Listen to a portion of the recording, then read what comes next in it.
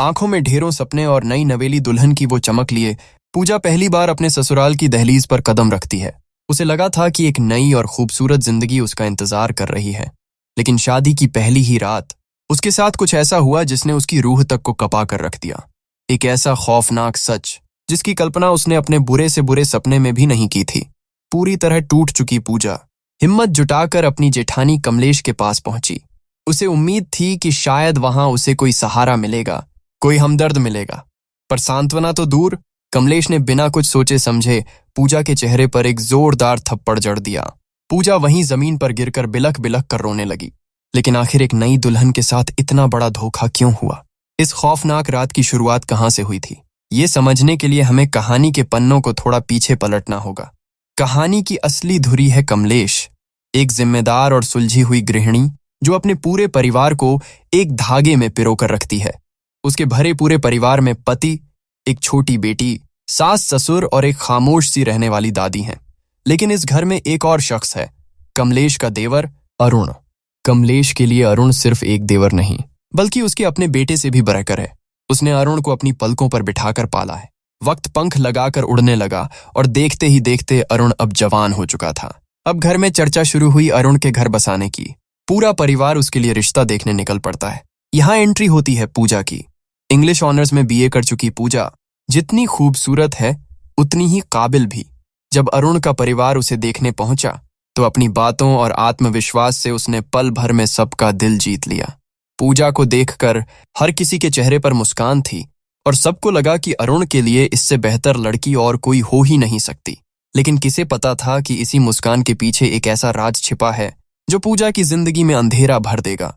जब पूजा अपनी मीठी आवाज में एक अंग्रेजी गाना गुनगुनाने लगी तो मानो पूरा परिवार उस पर फिदा हो गया। उसकी आवाज का जादू ऐसा चला कि अरुण तो पहली नजर में ही अपना दिल हार बैठा। लेकिन उस कमरे में एक शख्स ऐसा भी था जिसके चेहरे पर खुशी के बजाय उलझन साफ दिख रही थी। वो थी कमलेश। उसे पूजा का ये मॉडर्न और बेबाक अंदाज बिल्कुल रास नहीं आया, पर अरुण की खुशी और उसकी जिद के आगे कमलेश को आखिर झुकना ही पड़ा। मन मार कर ही सही उसने इस रिश्ते के लिए हाँ कह दी। फिर क्या था, चटमंगनी और पट ब्याह की तर्ज पर धूमधाम से रिंग सेरेमनी हुई और पूजा की उंगली में अरुण के नाम की अंगूठी सज गई। लेकिन किसी को अंदाजा नहीं था कि ये खुशियां बस कुछ ही घंटों की मेहमान हैं। अगली सुबह जब कमलेश अपनी सास के साथ ऑटो से कहीं जा रही थी, तभी रास्ते में उसे भारी भीड़ और शोर शराबा सुनाई दिया। सड़क पर कुछ लोग विरोध प्रदर्शन कर रहे थे। तभी भीड़ के बीच कमलेश की नजर एक ऐसे चेहरे पर पड़ी जिसे देखकर उसके पैरों तले जमीन खिसक गई। वहां पूजा खड़ी थी। कमलेश का गुस्सा 7वें आसमान पर पहुंच गया। वो सरेआम भड़क उठी और चिल्लाते हुए हुक्म सुनाया कि ये सब नौटंकी अभी के अभी बंद करो। गुस्से में आग बबूला कमलेश आगे बढ़ी और पूजा का हाथ झटक कर पकड़ लिया। उसने बेदर्दी से पूजा की उंगली से सगाई की अंगूठी खींच कर निकाल ली। कल जो रिश्ता बड़ी उम्मीदों से जुड़ा था, उसे कमलेश ने एक झटके में तोड़कर फेंक दिया। जब ये तूफान लेकर कमलेश घर लौटी तो पूरे परिवार में कोहराम मच गया। उसके पति ने उसे आईना दिखाते हुए साफ कह दिया कि ये जो रायता तुमने बिना सोचे समझे फैलाया है, अब इसे तुम्हें ही समेटना होगा। बेचारा अरुण भी लाख मिन्नतें करने लगा। उसने समझाने की कोशिश की कि पूजा की सोच गलत नहीं है, वो तो बस हक के लिए लड़ रही थी। लेकिन कमलेश अपने गुरूर में अंधी हो चुकी थी। उसके कानों पर जूं तक नहीं रेंगी। कुछ देर बाद कहानी में एक बहुत ही जज्बाती मोड़ आया। अपने टूटते रिश्ते को बचाने के लिए पूजा खुद चलकर कमलेश के पास पहुंची। उसने बहुत ही नरमी से माफी मांगते हुए कमलेश को समझाने की कोशिश की। पूजा ने बस इतना कहा कि अगर हम सही बात के लिए और दूसरों के हक के लिए खड़े नहीं होंगे तो ये दुनिया धीरे धीरे खत्म हो जाएगी। कमलेश, जो भले ही पुराने ख्यालों वाली थी, लेकिन दिल की बुरी नहीं थी। पूजा की बातों में जो गहराई और सच्चाई थी, वो सीधा कमलेश के दिल को छू गई। उसका दिल पसीज गया। एक हल्की मुस्कान के साथ वो बोली कि मुझे बातें थोड़ी देर से समझ आती हैं, लेकिन एक बार समझ आ जाए तो फिर मैं सही का साथ कभी नहीं छोड़ती। इतना कहकर कमलेश ने पूरे मान सम्मान के साथ वो अंगूठी वापस पूजा को पहना दी। आखिर वो दिन आ ही गया जिसका सबको इंतजार था। शहनाइयां बजीं और अरुण और पूजा हमेशा के लिए एक दूसरे के हो गए। लेकिन शादी की इस चकाचौंध और खुशियों के पीछे एक तकलीफ छिपी थी। शादी वाले दिन पूजा की तबीयत बहुत ज्यादा खराब हो गई। तेज बुखार और बदन दर्द से उसका बुरा हाल था। हालत ये थी कि फेरों के वक्त भी वो दवाइयों के सहारे जैसे तैसे खड़ी हो पा रही थी। शादी की सारी रस्में खत्म हुईं और फिर आई वो रात जिसे हर दुल्हन अपनी जिंदगी की सबसे खूबसूरत और यादगार रात मानती है। सुहागरात का वक्त था। अरुण कमरे में दाखिल हुआ और कुछ औपचारिक बातों के बाद वो पूजा के करीब आने लगा। पूजा, जो दर्द और बुखार से बुरी तरह टूट रही थी, उसने बहुत ही साफ शब्दों में अरुण से अपनी हालत बताई। उसने कहा कि मेरी तबीयत बहुत खराब है, शरीर टूट रहा है, प्लीज आज रहने देते हैं। लेकिन अरुण पर तो जैसे हवस और पति होने के गुरूर का भूत सवार था। उसने पूजा की एक न सुनी। पूजा गिड़गिड़ाती रही, रोती रही, मना करती रही, पर अरुण ने अपनी मर्दानगी के अंधे नशे में उसके साथ जबरदस्ती की। एक नई नवेली दुल्हन के वो सुनहरे सपने उसी बिस्तर पर बुरी तरह कुचल दिए गए। अगली सुबह सूरज की किरणें कमरे में आईं, लेकिन पूजा की दुनिया में हमेशा के लिए अंधेरा छा चुका था। वो दर्द और सदमे से कराहते हुए बस रोए जा रही थी।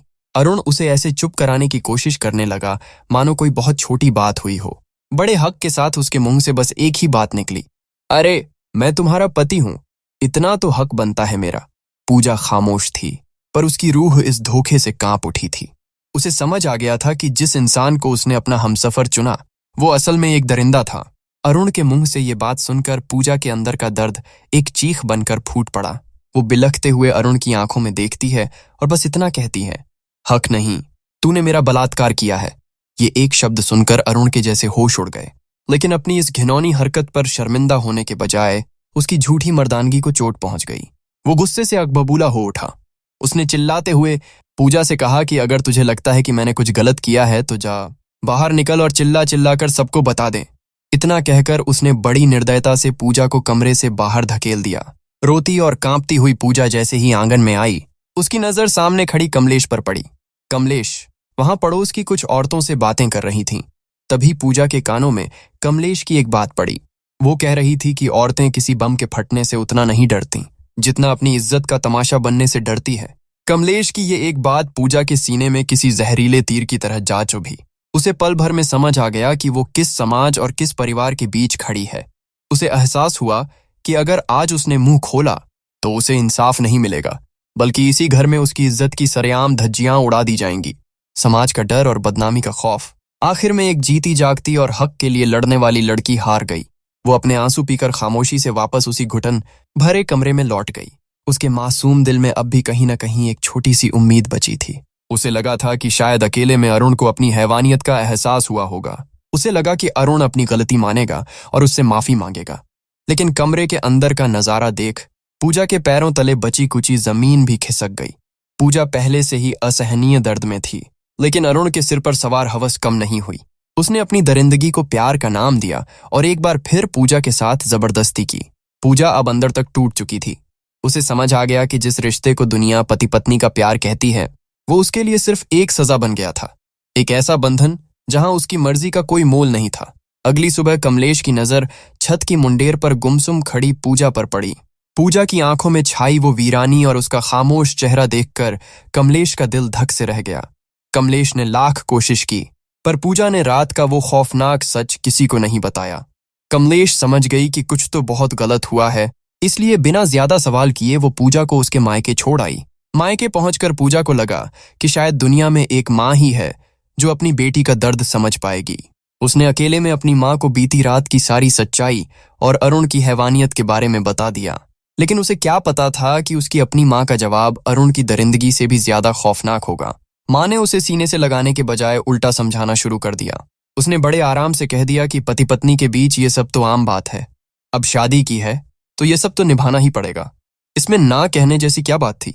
माँ के मुंह से ये शब्द सुनकर पूजा सन्न रह गई। उसे यकीन नहीं हुआ कि उसकी अपनी माँ ऐसी बातें कर रही है।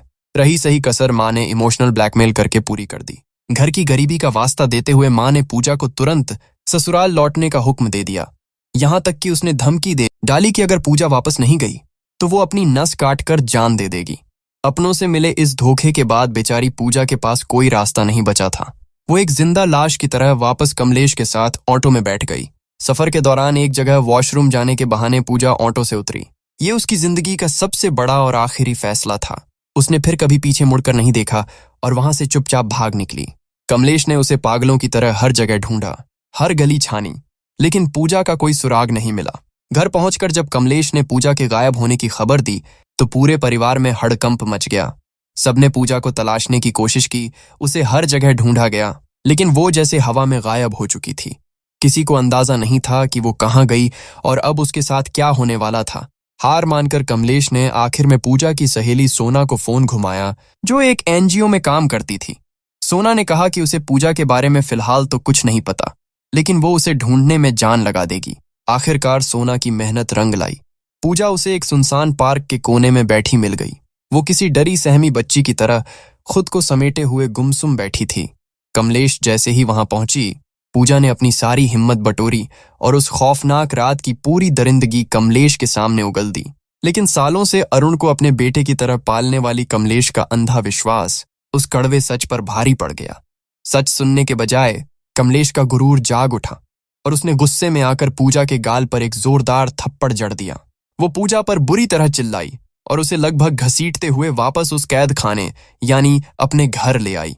भले ही कमलेश ने पूजा को थप्पड़ मार दिया था, लेकिन सच तो ये था कि एक औरत होने के नाते उसके मन में शक का एक बीज बोया जा चुका था। कहानी अब हनीमून की खूबसूरत वादियों में पहुंचती है, लेकिन पूजा के लिए ये वादियां किसी वीराने से कम नहीं थीं। वो अंदर से पूरी तरह खौफजदा थी। उसने एक आखिरी उम्मीद के साथ अरुण से बात करने की कोशिश की, उसे समझाने की कोशिश की, लेकिन अरुण की आंखों में कोई प्यार नहीं था। वहां सिर्फ एक भूखे भेड़िए जैसी हवस नाच रही थी। उसने एक बार फिर पूजा की चीखों और उसके आंसुओं को अनसुना कर दिया और उसके साथ जबरदस्ती करने लगा। बेचारी पूजा उस बिस्तर पर तड़पने और रोने के अलावा कुछ नहीं कर पाई। जिसे वो अपना जीवन साथी समझ कर आई थी, वो तो एक बेरहम जल्लाद निकला। पूजा को उस रात ये बात पत्थर की लकीर की तरह समझ आ गई कि अरुण के लिए वो कोई पत्नी नहीं, बस हवस मिटाने का एक बेजान जरिया भर थी। पूजा की जिंदगी अब एक जीते जागते नर्क में बदल चुकी थी। एक रात खौफ से कांपती हुई पूजा ने खुद को बाथरूम में बंद कर लिया। बाहर खड़ा अरुण दरवाजे को पागलों की तरह पीट रहा था और उसे बाहर आने का हुक्म दे रहा था। अंदर से डरी सहमी पूजा ने रोते हुए बस इतना कहा, आज मैं तुम्हारे करीब नहीं आ सकती, मेरे पीरियड्स शुरू हो गए हैं। लेकिन एक हैवान के सिर पर जब हवस सवार हो तो उसे भला कौन रोक सकता था। अरुण का जवाब ऐसा था जिसे सुनकर किसी भी इंसान की रूह कांप जाए। उसने बड़ी बेशर्मी और क्रूरता से चिल्लाकर कहा, मुझसे झूठ मत बोल, दरवाजा खोल, मुझे खुद देखना है। बाथरूम के अंदर खड़ी पूजा की ये सुनकर जान ही सूख गई। उसे समझ आ गया कि ये दरिंदा आज उसकी कोई बात नहीं मानने वाला। इसी खौफ और बेबसी के बीच पूजा की नजर वहां रखी एक ब्लेड पर पड़ी और तभी सीन वहीं कट हो गया। अगली सुबह घर में कोहराम मच गया। सबको खबर मिली कि पूजा अस्पताल में भर्ती है और उसकी हालत बेहद नाजुक बनी हुई है। पूरा परिवार बदहवास होकर अस्पताल पहुंचा। अरुण बड़ा शातिर था। उसने बड़ी चालाकी से कमलेश और बाकी घर वालों को गुमराह करना शुरू कर दिया। उसने झूठ फैलाया कि पूजा को औरतों वाली कोई अंदरूनी बीमारी थी, शायद उसी वजह से उसकी ये हालत हुई। लेकिन कमलेश का मन नहीं माना। वो अंदर गई और लेडी डॉक्टर से बात की। डॉक्टर ने जो सच बताया उसे सुनकर कमलेश के पैरों तले जमीन खिसक गई। उसका पूरा वजूद हिल कर रह गया। डॉक्टर ने भारी आवाज में बताया कि पूजा के उन नाजुक हिस्सों पर ब्लेड से गहरे कट लगे हैं। बहुत ज्यादा खून बह जाने की वजह से वो मौत के मुंह से वापस आई है। ये सुनकर कमलेश सन्न रह गई। उसने तुरंत खुद को संभाला और घर वालों को ये कहकर वापस भेज दिया कि वो रात भर पूजा के पास ही रुकेगी। होश आने पर जब कमलेश पूजा के पास बैठी तो पूजा अपनी सिसकियों के बीच वो कड़वा सच उगलने लगी जिसने उसे सुसाइड जैसा कदम उठाने पर मजबूर किया था। पूजा का एक एक शब्द कमलेश के सीने को चीर रहा था। वो अंदर तक पूरी तरह टूट चुकी थी। उस रात जब कमलेश वापस घर लौटी तो उसके दिमाग में सिर्फ पूजा की वो बातें घूम रही थीं। पूजा के उस असहनीय दर्द को महसूस करने के लिए वो खुद बाथरूम के अंदर गई। उसने कांपते हाथों से वही ब्लेड उठाया, खुद को चोट पहुंचाने की कोशिश करने लगी। लेकिन खुद के शरीर पर घाव करना ये इतना आसान नहीं था। तब जाकर उसे एहसास हुआ कि पूजा उस वक्त कितनी मजबूर रही होगी। कमलेश को अब समझ आ गया कि पूजा अपनी जगह बिल्कुल सही है। आखिर एक औरत की भी अपनी मर्जी होती है और यहाँ तो उसके साथ जानवरों जैसा सलूक हुआ था। ये सब देखकर कमलेश का मन पूरी तरह बदल गया।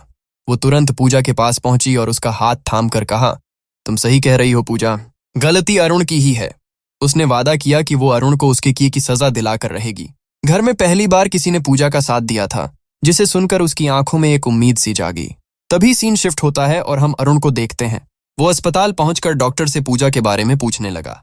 उसे पता चला कि पूजा को डिस्चार्ज कर दिया गया है। अरुण सीधा मेन डॉक्टर के केबिन में घुस गया और बेशर्मी से पूछने लगा कि वो अपनी बीवी के साथ वापस रिलेशन कब बना सकता है। डॉक्टर ने उसे ऊपर से नीचे तक देखा और पूछा, आखिर तुम हो कौन? जब अरुण ने बताया कि वो पूजा का पति है तो डॉक्टर का गुस्सा 7वें आसमान पर पहुंच गया।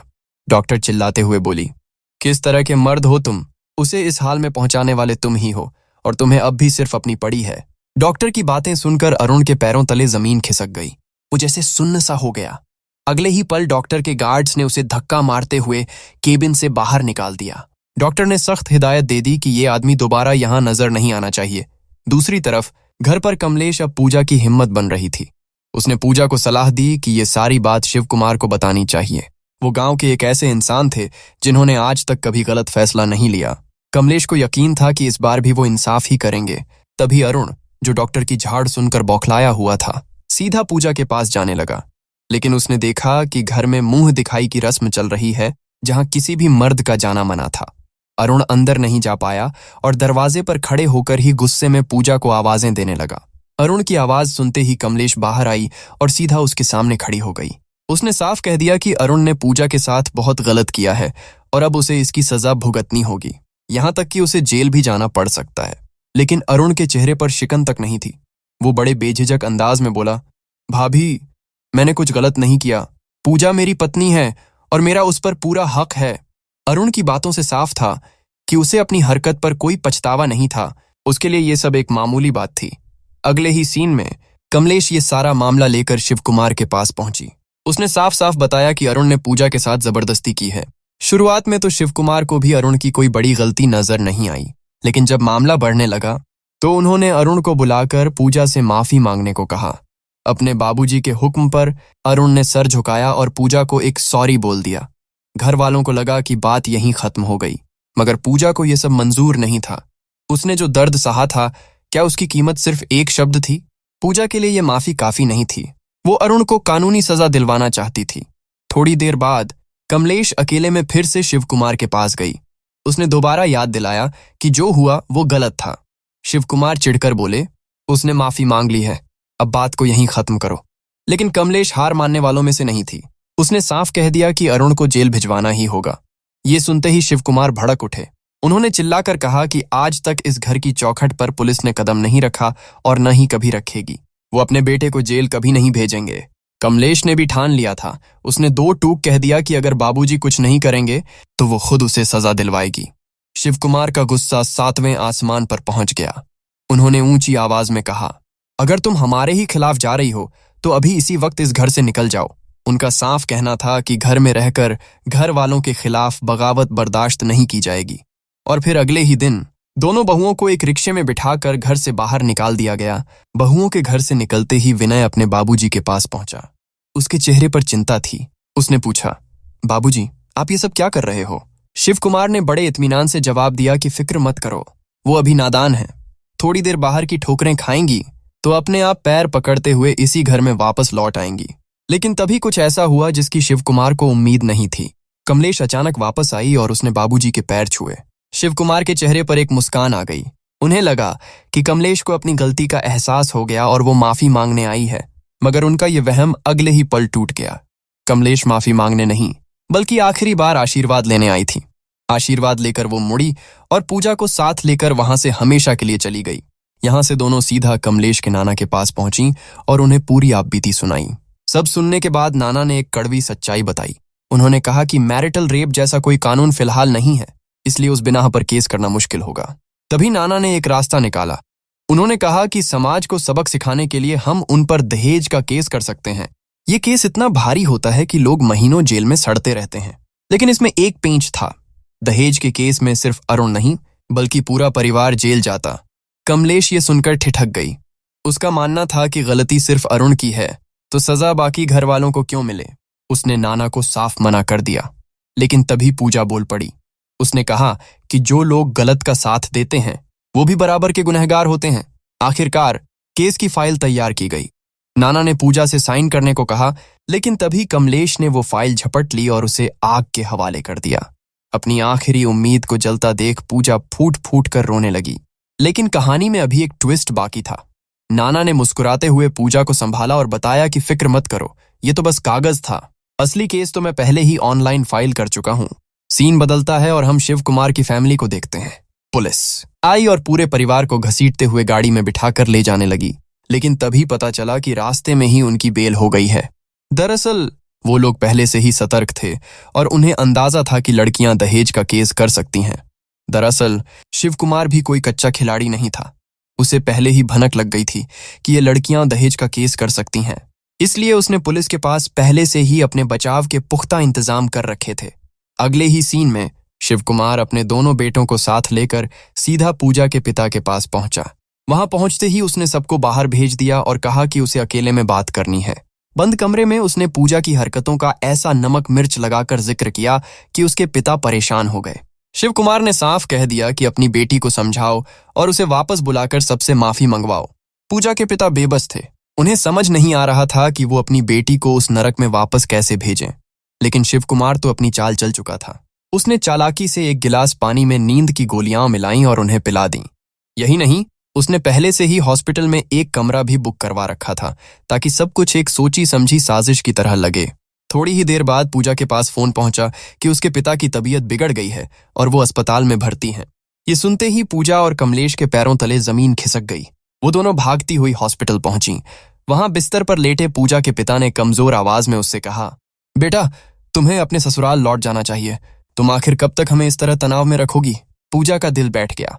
वो बाहर आई और कमलेश से साफ कह दिया कि वो उस घर में दोबारा कदम नहीं रख सकती जहां उसकी कोई इज्जत नहीं। मगर तभी अंदर से उसके पिता ने हाथ जोड़ ली। अपने पिता की ऐसी हालत देखकर पूजा टूट गई। इंसाफ पाने की सारी उम्मीदें और वो लड़ने का जज्बा जैसे दम तोड़ गया। आखिरकार उसने घुटने टेक दिए और वापस उसी घर लौट आई। सब कुछ पहले जैसा हो गया, यानी घर की वही घुटन और वही पुराने नियम। कमलेश जैसे ही पूजा को लेकर घर के अंदर कदम बढ़ाने लगी, तभी एक ऐसी आवाज आई जिसकी किसी ने उम्मीद नहीं की थी। उनकी दादी, जो सालों से घर के सख्त कायदे कानूनों को मानकर चुप रही थीं और जिन्होंने आज तक किसी के खिलाफ एक शब्द नहीं बोला था, आज पहली बार उन्होंने कमलेश और पूजा को टोका और बड़े गंभीर लहजे में कहा, अब तुम्हें बोलना ही होगा। दादी ने साफ कह दिया कि तुम्हें ज्यादा कुछ नहीं करना, बस लोगों को ये बताना होगा कि एक औरत के साथ आखिर क्या हुआ है। अगर आज तुम चुप रह गईं तो सब कुछ पहले जैसा हो जाएगा। तुम्हें फिर से वही सब झेलना पड़ेगा जिससे डर कर तुम यहां से भागी थीं। दादी की आवाज में एक अलग ही दम था जो उन दोनों के सीने में किसी तीर की तरह जाकर लगा। अगले ही दिन सुकुमार ने घर में एक बड़ा आयोजन रखा। खुशियां मनाई जा रही थीं क्योंकि घर की दोनों बहुएं वापस लौट आई थीं। आसपास की सभी औरतें वहां मौजूद थीं और सच बताने का इससे अच्छा मौका दोबारा नहीं मिलने वाला था। पूरी फैमिली को यही लग रहा था कि पूजा सबके सामने कुछ अच्छा बोलेगी और उनकी इज्जत बढ़ाएगी।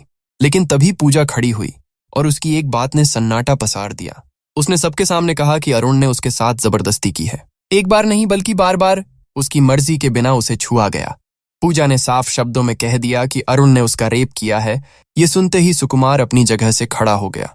उसने भारी आवाज में पूजा को डपटते हुए कहा, ये तुम क्या कह रही हो? अच्छा होगा कि तुम अपना मुंह बंद ही रखो। सुकुमार का वो खौफनाक अंदाज देखकर पूजा एक पल के लिए सहम गई और चुप हो गई। मगर अब कमलेश सामने आई, जिसे किसी भी हाल में इंसाफ चाहिए था। सुकुमार ने माहौल बिगड़ता देख वहां मौजूद सभी लोगों को तुरंत घर जाने का हुक्म दे दिया। लोग डर के मारे खड़े हुए और बाहर जाने लगे।